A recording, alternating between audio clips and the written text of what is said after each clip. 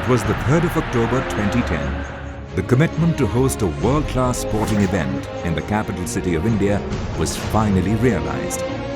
It was a dazzling and vibrant opening ceremony for the Commonwealth Games, the country's biggest sporting spectacle, watched live by a global audience of around 3 billion.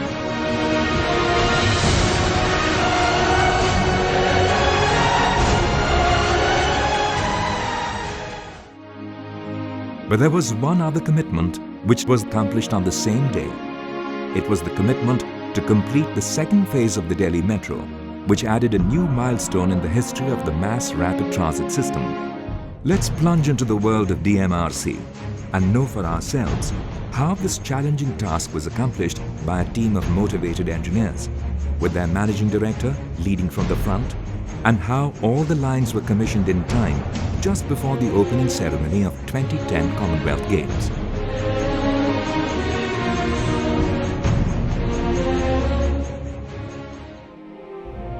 Today, with a total network of 190 kilometers and 138 stations, along with 6 more stations of the Airport Express link, Delhi Metro is operational on 7 lines.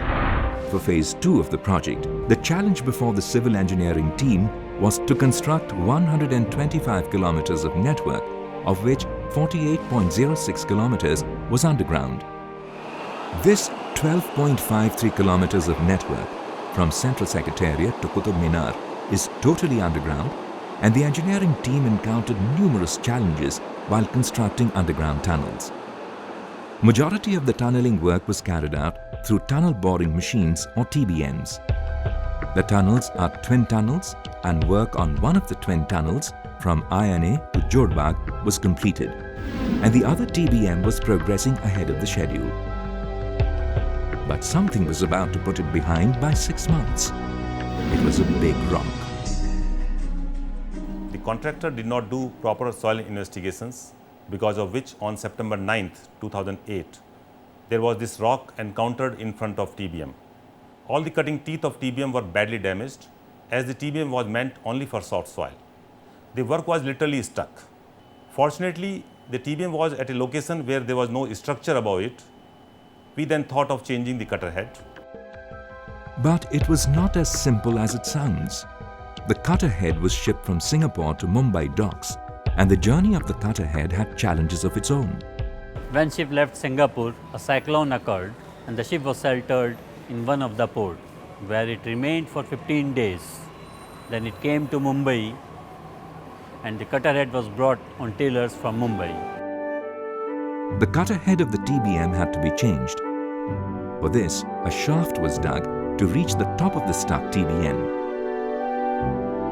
Since a portion of rock was already there, it was cut manually and cleared for making way so that enough space was there for the team. A specialized engineer was called in to change the cutter head, and after changing it, the shaft was closed by M10 grade of concrete. Because closing the shaft with soil could have deviated the path of the TBM. The entire process delayed the work of the TBM by 6 months. The station you see today was at one time flooded with drain water during the construction stage. It was 31st May 2009, and due to heavy rains, the drain water entered the Green Park station and filled the tunnel up to Horsecars metro station. The biggest problem we faced at Green Park, where we are standing now, was because of a brick barrel. For smooth construction, the brick barrel was required to be diverted at the portion where it was passing across our underground tunnel. The portion was diverted by laying pipes, but the brick barrel, which was just 1.5 meters below the ground, had 3 meters of holes on both sides after regular intervals to take in excess rainwater. This was not known to the engineering team. On 31st May 2009, when the rain gods were pouring down heavily, the brick barrel pushed the water back, which found its way into the excavated box of the station. After getting all the details, the engineering team sprung into action. Huge pumps were installed to throw water out of the other side of the tunnel. Holes were found on the brick barrel and they were blocked by concrete. And finally, work was restored. But still it got delayed by a month. The Green Park station was built using top-down construction method, and the same method was to be followed at Malviya. However, during excavation, a rock was encountered in the central part of Malviya, and so bottom-up method was adopted to construct this station. To remove the rock from its central position, controlled blasting was carried out. The blasting was carried out in early morning or just before sunset, so that the traffic above the station box and the nearby residents were not disturbed. It was November 2009, just a few months away from the target date of commissioning this corridor. The work for the elevated stations and the viaduct on the stretch was about to be completed, but the work for the Chhatarpur metro station had not yet started, as there was a court case going on with the private landowner since 2007. Construction of Chhatarpur station was the biggest challenge. As the alignment was on the sharp curve, we were not able to accommodate the station on the MG road. The alignment was ultimately passing through the farmhouses land, where 2 hectares of land was to be acquired. The owner of the land went to the court, and the case dragged on for 3 years. Finally, we got the land in November 2009. And you know that we were left with 3 to 4 months to construct the building. The managing director of DMRC, Dr. E. Sridharan, knew this right from the beginning, and he had thought of something innovative, something which was never done before. MD was ready well in advance that how we will tackle this issue. The whole station was done in steel structure. This was his decision that we should keep the station structures fabricated ready in advance, and the moment we get the land we should erect straightway. And that is how we were able to complete the station, entire station, within 4-5 months time, 5 months time or so. This was the first time the DMRC engineers were constructing any station completely in steel by adopting top-down method, as the platform was to be made ready for other civil works and trial runs of the metro trains. Prefabricated steel columns were erected over already cast RCC foundation and were erected in full lengths from foundation to the platform level. Using cranes, main and secondary beams were placed at the platform and track level. 1.6 mm thick deck sheets were placed over the secondary beams, and after reinforcement, concrete was poured to cast the track slab. At platform level, deck sheeting was carried out independently and platform slab casted immediately after the track slab. Same method was followed at the concourse level, and the station was made ready for all other essential works. The entry and exit points of the station were constructed independently, and the entire station was ready in 5 to 6 months' time. There are many curves on the Delhi metro network which generally measure more than 300 meters radius. Construction of curves below 300 meters pose a great challenge to engineers, and one such sharp curve was encountered by the engineering team at IFFCO Chowk in Gurgaon. The total length of the curve spanned around half a kilometer at IFFCO Chowk, and it was constructed to save a mall and adjoining residential buildings. Normally, a launcher moves ahead in a straight direction, but here as it moved ahead, the rear part was moving out to about 3 to 4 meters. Special care was taken to check displacement and tilt in the rear trolley. DMRC had to build a special dedicated bed in its casting yard for segment casting. The segments were then constructed according to the already defined radius of curvature and then put on the elevated section. The cyber city of Gurgaon will soon have another metro, the construction for which is going on. After gaining knowledge about their modalities, the team simply changed the design of one of the spans to in situ U-girder from box-type segmental girder. By doing so, the engineers were able to provide a minimum of 5.5 meters of clearance from the road level to the rapid metro by just providing an additional 1.5 meters to the rapid metro. Eventually, the crossing would look like this once we have both the metro links operational. Since metro stations are very popular spots attracting large number of footfalls every day, the management decided to showcase the strength of Indian tradition of crafts and weaves at its INA metro station on this corridor. the Delhi Metro set up galleries known as the Crafts of India at INA Metro Station, showcasing the rich Indian handicrafts and handlooms. It showcases paintings, handloom artifacts and murals done by national awardees and master craftsmen from across the country. A total of 58 panels have been displayed on the waterproof walls of the station, of which 26 are at the subway level and 32 are at the concourse level. The Chhattisgarhi mural dhokra work, straw work from Kerala, Mewar school painting from Rajasthan, stone dust painting of Delhi and others exhibit the artwork of the master craftsmen of the country. The Rajiv Chowk metro station is one of the busiest on the metro network, with more than 500,000 passenger entries and exits every day. It was also a unique station as Line 2 and 3 cross each other at separate underground levels. The challenging task here was to dig the Airport Express tunnel below this operational station. The water table was around 8 meters below ground, and tunneling below this existing Rajiv Chowk metro station posed a huge risk since there were chances of collapse and settlements below the Rajiv Chowk metro station. This is what the design of the Rajiv Chowk metro station looks like. The Airport Express link was to pass 20 to 25 meters below the old tunnel. At a depth of 37 meters, the top of the airport link was just 2 meters below the tensile piles of the station, and the bottom was about 42 meters. Mixed shield type of TBM was used to dig this tunnel, and as a precautionary measure, the speed was restricted to 6 to 8 rings per day. The TBM passed through this operational tunnel in about a month. The tunnel of Airport Express line is the deepest tunnel in Delhi. Since it was not possible to monitor the health of the tunnel by conventional sensors, since there was an existing metro station on the top, special sensors were deployed like electrolytic sensor at the platform level, and monitoring was done on daily basis.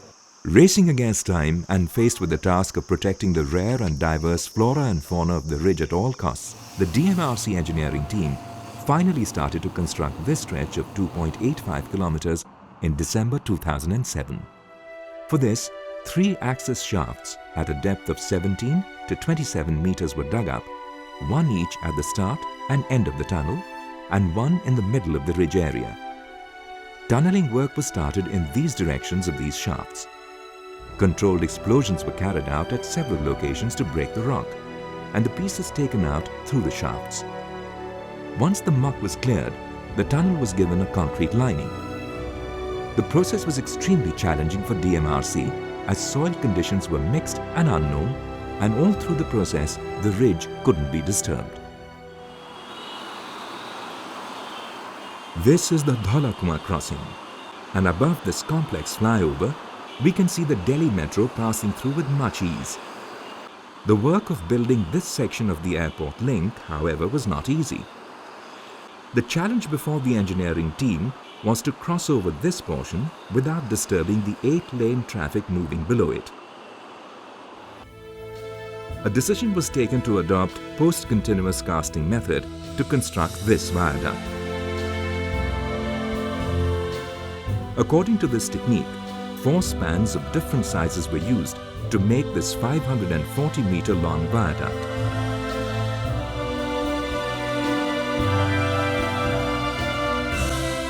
The largest span was of 50-meter length. Since all the spans used for the Airport Express link were precast U-girders, transportation of such heavy spans from the casting yard to the location was another challenge. To transport 25-meter long girder weighing approximately 125 ton, 2 special trailers with 32 wheels each were fabricated. The Central Secretariat Metro Station today acts a point for passengers to interchange between Line 2 and Line 6 of the network.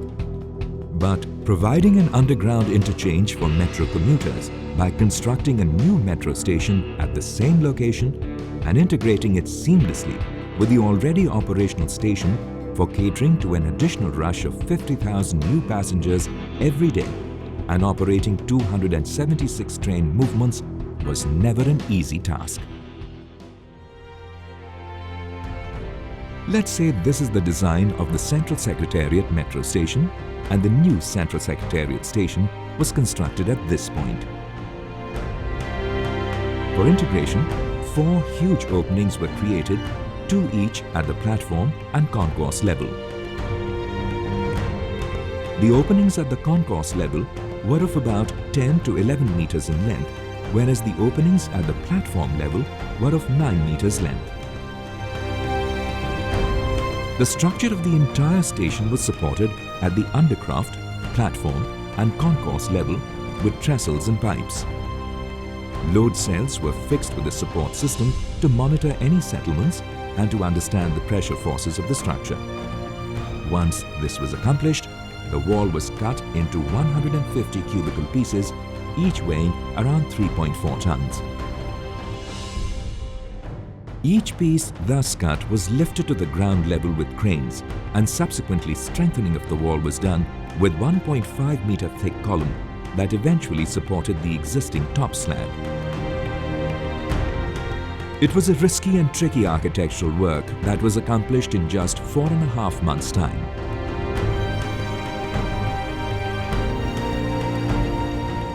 Lots of precautionary measures were adopted for the safety of both the passengers and the moving trains at the operational station.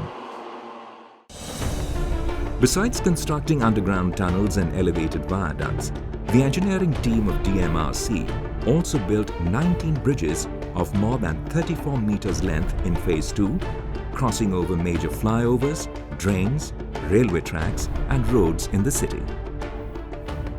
Among those 19 bridges, the Mulchand Signature Bridge, built over the Mulchand Crossing, one of the busiest intersections on Ring Road in South Delhi, posed a major challenge for the civil engineers.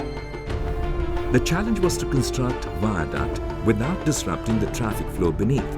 The DMRC engineers also wanted to build such a bridge, which would showcase their technological superiority and at the same time spruce up the look of the crossing to a certain extent. An extra-dosed bridge is a new bridge system that employs a structure which is a combination of a girder bridge and a cable-stayed bridge. After the decision, it was time to take action. Let's say this is Mulchand Crossing, and these are 2 piers which will be connected through the segments. The initial plan was to place cranes at position A and B, then lift the segments and place them over the viaduct. By this method, the engineers could have completed 2 portions of the entire span up to L and M.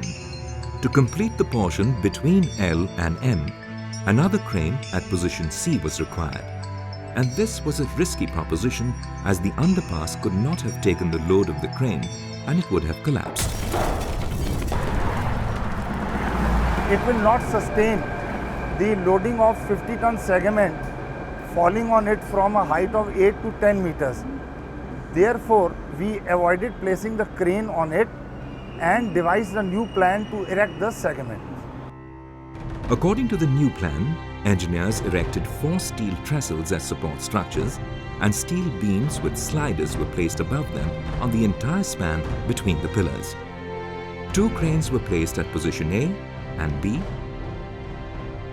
and segments were lifted from both sides and moved to their allocated position on the span. The segments used were precast and brought to the site on trailers at night.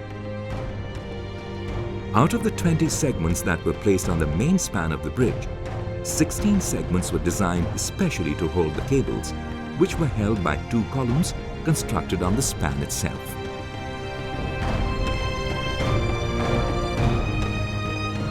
Today we can see metro trains running parallel to the flyover. Constructing this extra-dosed bridge in a time frame of just 10 months was never going to be easy for the site engineers. Crossing major roads and tackling huge traffic was indeed very difficult, but constructing bridges over railway crossings, where Rajdhani and Shatabdi trains move at a speed of over 100 kilometers per hour, was a Herculean task. This is Delhi Metro's Okhla Bridge, with single span measuring 100 meters in length. the longest span in the Delhi metro network.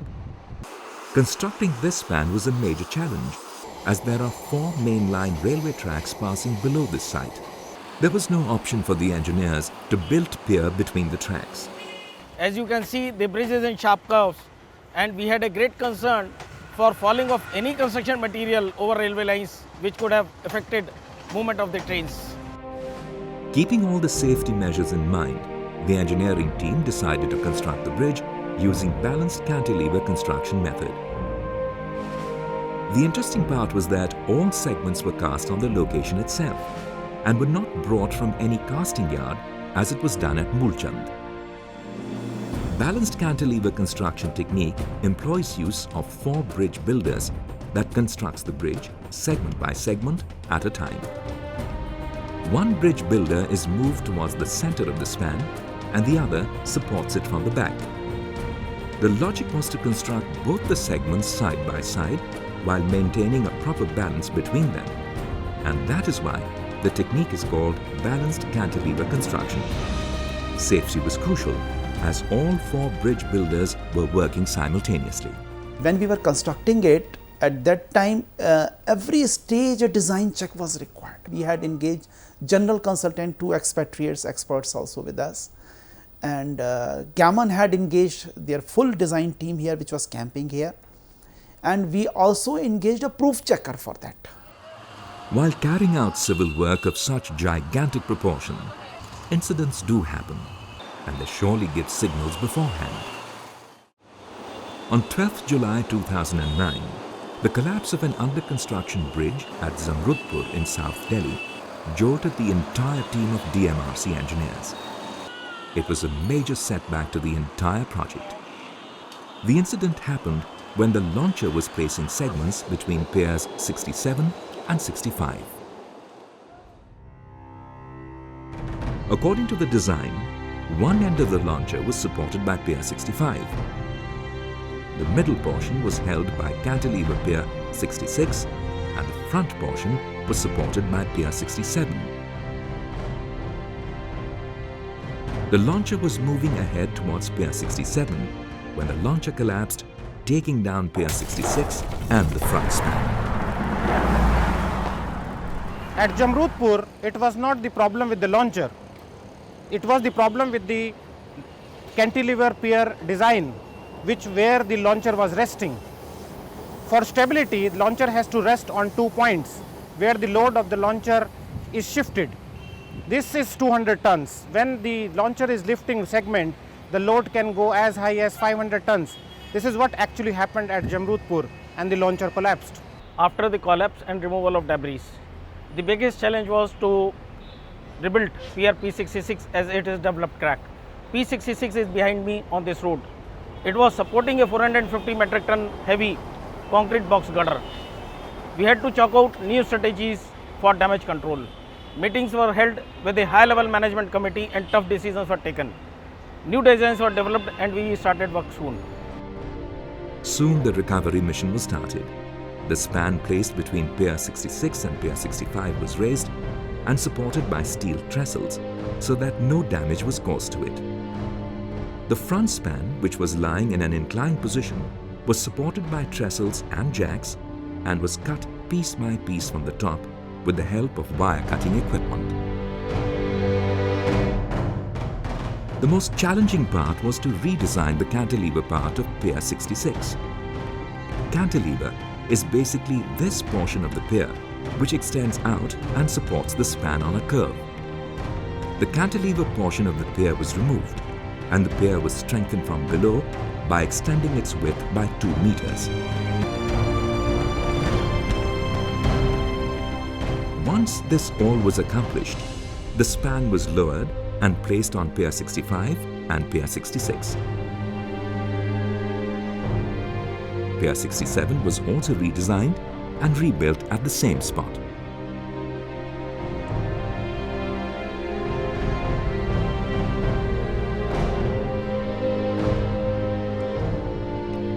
According to the original plan, the launcher was heading towards Kailash Colony metro station. However, after the accident, this plan was changed, and in October 2009, a new launcher was erected near Kailash Colony and then proceeded forward and reached the incident site in February 2010.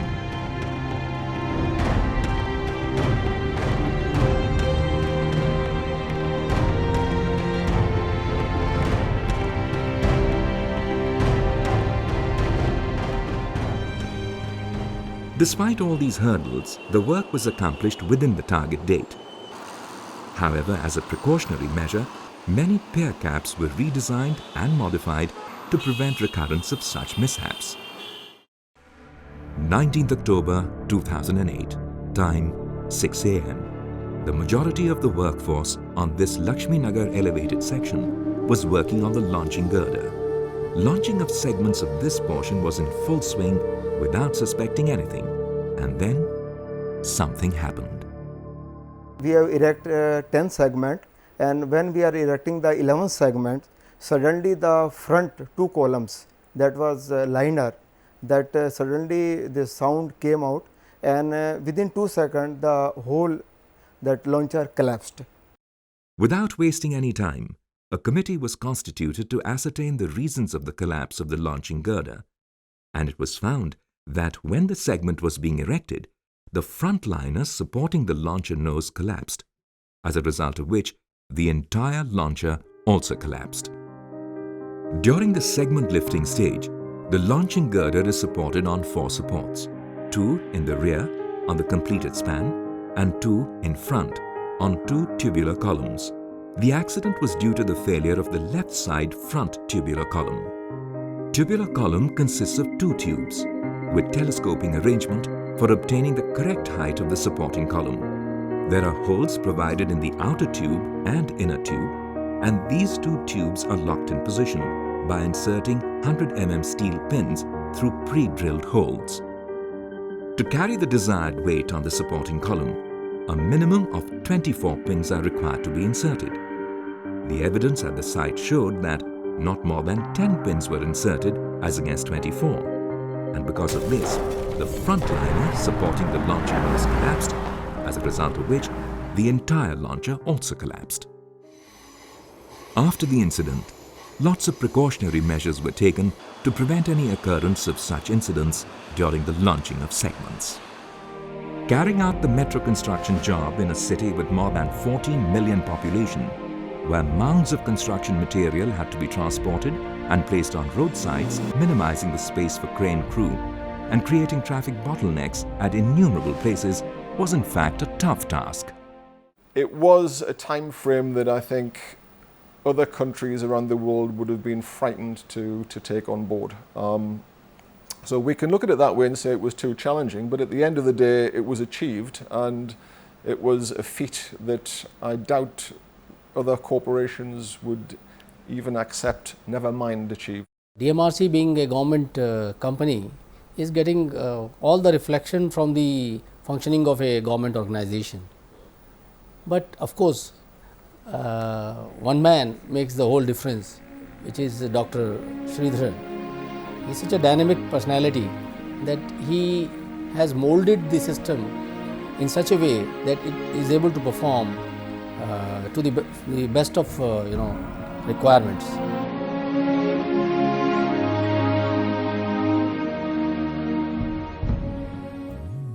मुक्त संगो न हमवादी धृत्योत्साह समन्वितः सिद्ध्य सिद्ध्योर्निर्विकारः कर्ता सात्विक उच्यते मुक्त संगो न हमवादी धृत्योत्साह समन्वितः सिद्ध्य सिद्ध्योर्निर्विकारः